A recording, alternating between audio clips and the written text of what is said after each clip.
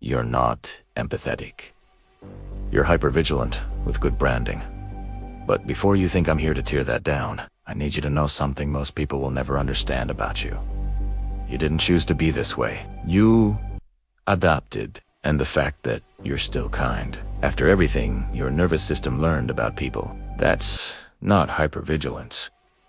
That's you fighting against what your brain was trained to expect. I see that.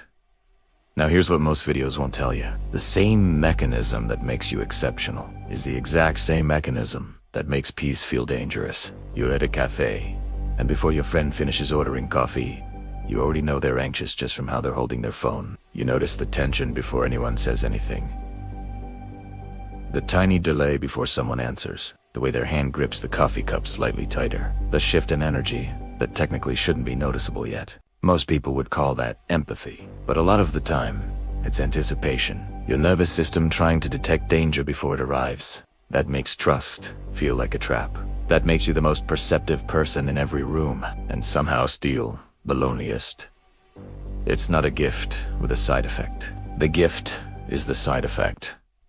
And by the end of this video, you're going to understand why you can't have one without the other. Here's the question nobody asks. If traumatic intelligence is so valuable, why does it feel like this? Why does a person who can read every room still struggle to feel safe in any of them? Why does someone who understands human behavior better than most find it nearly impossible to trust another person completely? Why does the most emotionally aware person you know often have no idea what they themselves are feeling? These aren't contradictions. They're the same system running exactly as designed.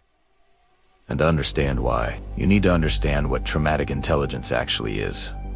Not the gift version, the real version. Traumatic intelligence is not a personality type. It's not a superpower. It's what happens when a nervous system is forced to develop advanced social perception. Not out of curiosity, but out of necessity. Children who grow up in unpredictable environments learn to read emotional data the way other children learn to read words. The amygdala, your brain's threat detection center, gets calibrated early. Hypersensitive. Always scanning. Think of it like a fire alarm that's too sensitive. It goes off not because there's a fire, but because someone lit a match at the end of the block. A person who is extraordinarily attuned to the world around them. And a nervous system that never learned there was a difference between a threat and everything else. The distinction right there is where the gift ends and the cost begins. Most people rest by doing nothing. For you, doing nothing is when the work begins. You finally get a quiet moment. No one's upset. Nothing bad is happening.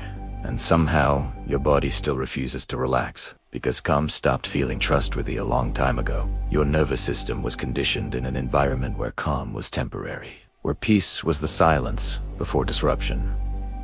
So now, in a life that may be genuinely safe, your brain still treats quiet as a warning. Your body reacts before your conscious mind even understands why. After enough years, that reaction stops feeling optional. That's what calibration looks like. And here's what makes it harder. You leave conversations feeling tired, even when nothing technically went wrong. Nobody sees the processing that happens when you walk into a room. Nobody sees the threat assessment running in the background of every conversation. Nobody sees what it costs to be the most attuned person, present every single time. You look fine. You look calm. You look like you have it together, because you always do. Because falling apart was never an option your nervous system learned to take.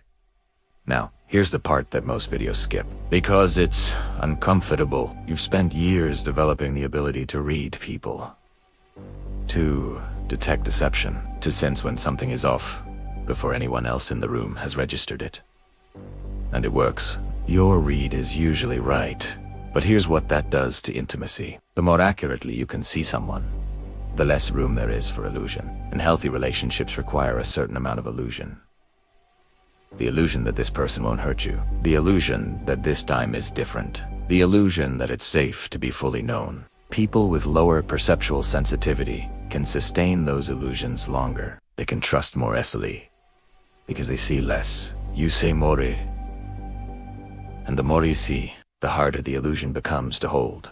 To get close to someone, You eventually have to stop analyzing every possible way they could hurt you. And that's harder when your brain was trained to predict damage. So, the very thing that makes you exceptional is the exact thing that makes deep connection feel almost impossible to sustain. That's not a side effect of traumatic intelligence. That's traumatic intelligence doing its job, protecting you from the exact thing you want most. I've read a lot of comments on this topic. The one that stayed with me wasn't, "Thank you for validating me." It was, "I would give up this superpower in a heartbeat for a loving childhood." And a surprising number of people felt the same way. Because here's the truth that the gift framing quietly erases. You did not choose this. The perceptiveness, the empathy, the ability to stay calm in crisis. None of it was free. It was built under conditions you were too young to consent to. And calling it a gift without acknowledging what it cost isn't validation. It's rebranding. So here's the central paradox. The intelligence is real. The capability is genuine. The depth you carry, the way you understand human behavior, the way you hold complexity that others can't.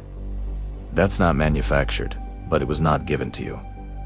It was extracted from you by an environment that needed you to grow up faster than you should have.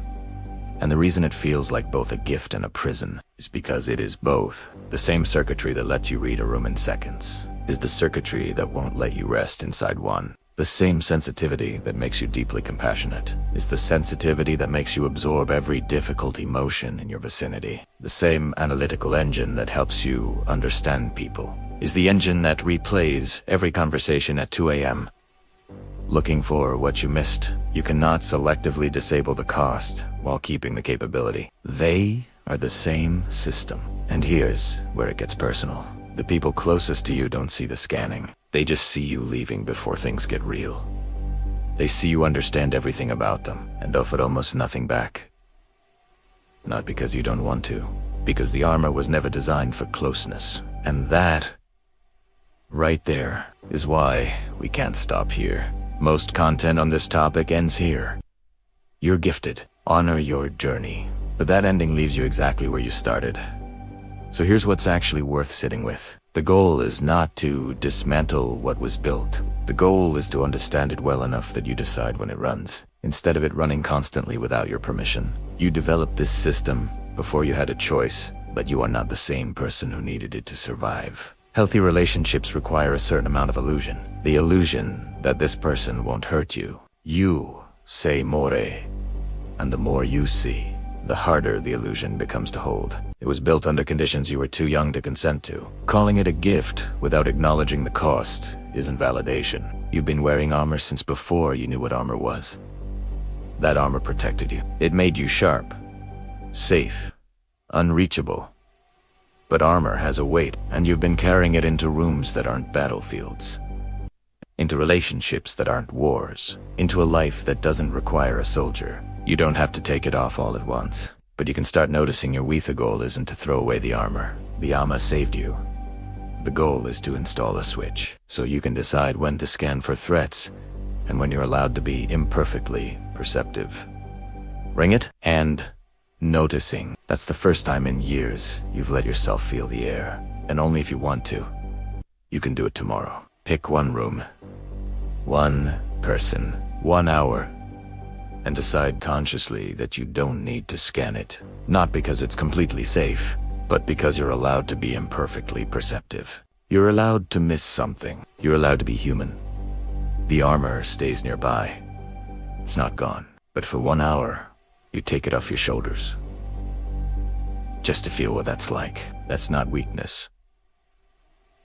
That's the whole point of surviving. You survived so you could one day decide what to carry and what to leave. You can set it down now. Not forever, but for today.